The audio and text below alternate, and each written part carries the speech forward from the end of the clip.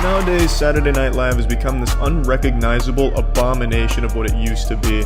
Is the show actually funny? Yes, when we come together as a society, we can solve anything.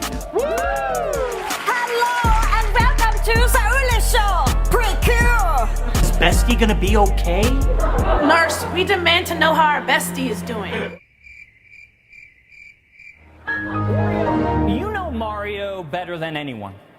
Yeah, just like me, only different colors and I'm a little fatter.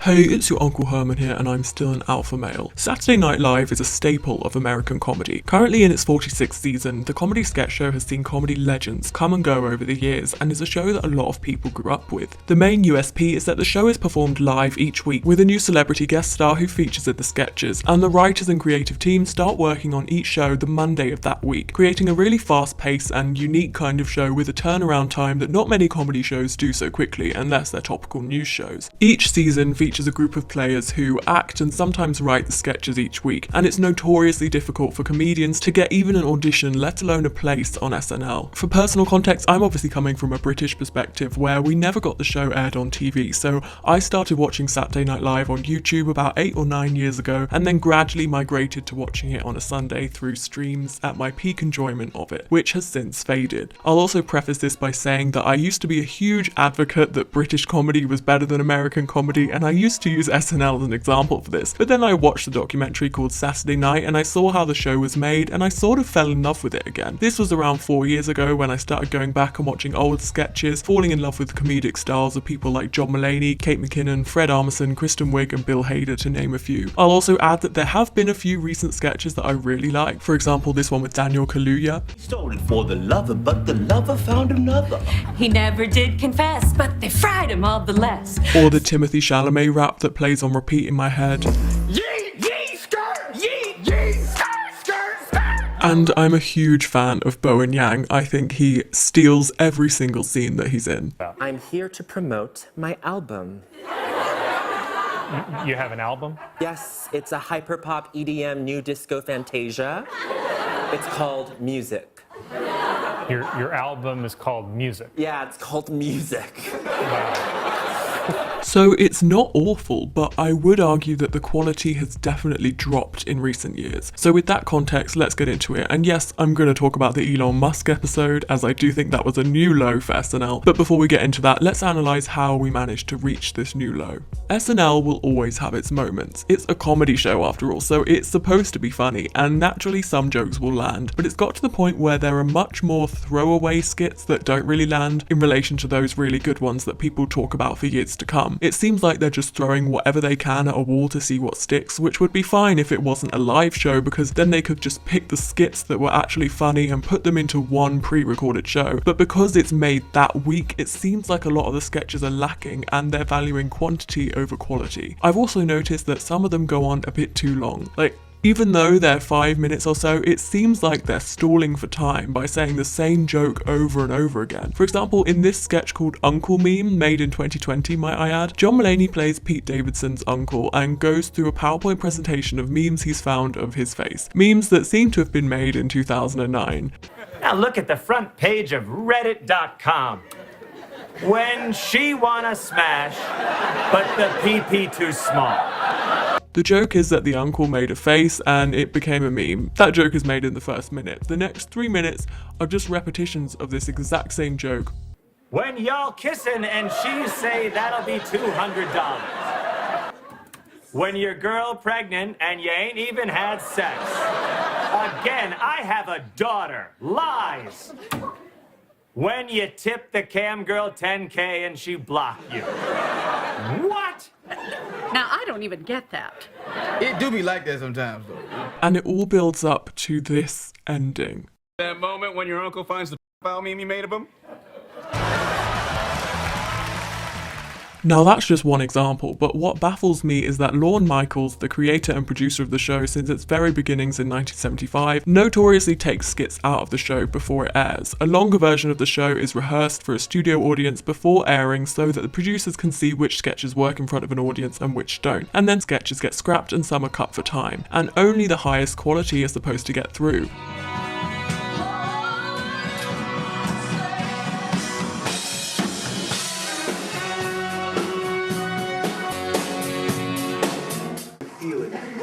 I feel like I'm gonna start crying. It seems like a lot of things are run the same way that they were, from the very beginning. Exactly. But the show's lasted so long. There's something that, how do you stay current? It's all about different generations. There's always new people every year, and I think that there's what people lack in experience, they make up for in enthusiasm and excitement and a new way of looking at things. Of course, each season is going to be different, even each episode is going to be different. It's a completely hit or miss show, but recently, in my opinion, more and more bad sketches are slipping through the cracks and being okayed, which makes me wonder what was scrapped that week. Now, comedy is of course subjective and also generational. For example, Gen Z humour is different to millennial humour and so on, but with SNL I think that you can tell when it's missing the mark. The recent Wario sketch with Elon Musk was a great example of this. To illustrate this, I'd like to play you the original version, followed by a version with a dubbed voice without the accents. We had a friendly race with a go-kart. Then someone threw a banana peel at a Mario. He's caught us being out. He wiped out all over the pavement. This is difficult, but were you present at the time of your brother's murder? I was. And how exactly was he killed? We had a friendly race with go-karts. Then someone threw a banana peel at Mario. His car spun out. He wiped all over the pavement. I hear a noise like... And I knew my brother was dead. And is the person who threw the banana peel present in the courtroom at this moment? He is. Wario, you know Mario better than anyone. He is just like me, only different colors, and I'm a little fatter. And did Mario have a dark side? Yes, he started eating mushrooms. At first it was a microdosing and then it became a macrodosing. Even my 7-year-old self, who played exclusively Mario Kart for about 10 hours a day, would be confused as to what genre this sketch was supposed to be. It's no secret that SNL has seen a large drop in ratings recently, but this isn't uncommon for the show. Since the early 2000s, SNL has seen a drop in ratings, and even years that some of us watching it now might consider golden, such as 2006 to 7, suffered some of the worst ratings to date, despite having comedy icons such as Amy Poehler, Kristen Wiig, Andy Samberg, Bill Hader, Fred Armisen, Maya Rudolph, and Seth Meyers as head writer, to name a few, in the cast that year. By all accounts, a year that should have been incredible, yet it was somehow lacking. Ratings then dropped again massively in 2014 to 15, before suddenly picking back up in 2016, which can be attributed to the presidential election and their popular satire of political figures. It really does seem that the quality of the sketches relies heavily on the writing as opposed to the cast, and I know that cast members often work with the writers and vice versa, but this season actually has a really good, solid cast of comedic actors. We have legends like Kate McKinnon, Aidy Bryant, Kyle Mooney, Kenan Thompson, Cecily Strong, and so many more at the absolute top of their game, yet it somehow just comes across so out of touch. I mean, take a look at the Gen Z hospital sketch that sparked huge controversy last week for using African American vernacular English and calling it Gen Z speak. So, Bestie's gonna be okay, right? I'm sorry, but at this particular time, that's looking like Cap. Bro, can we see her? Unfortunately, not right now, bro. You know the vibes. But I promise, if anything changes, I'll pull up. Say less, bro.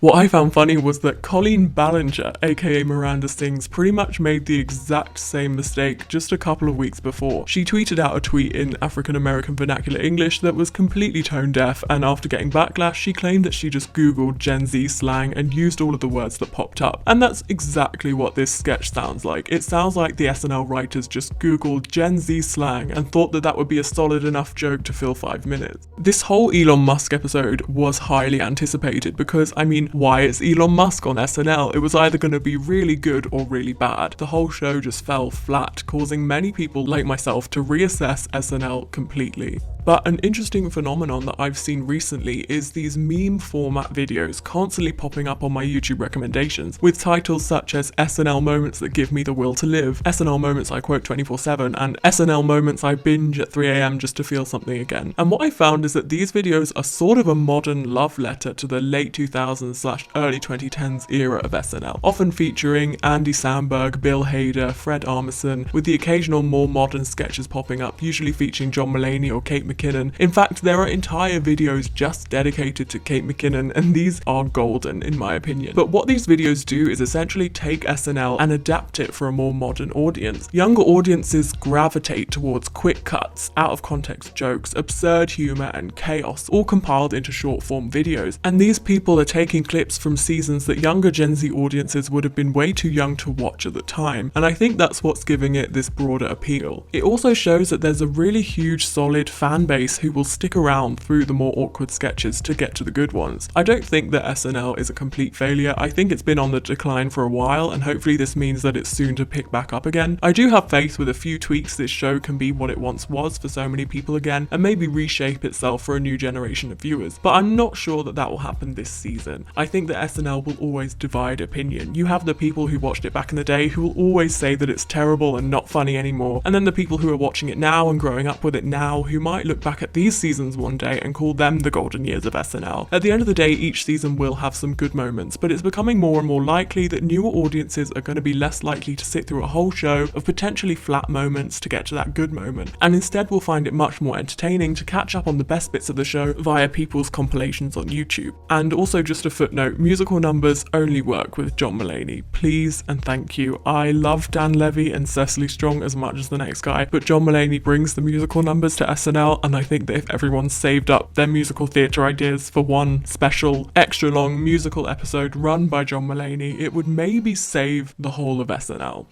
So that's my hot take on Saturday Night Live. Thank you so much for watching right till the end, and I'll see you very soon in my next video.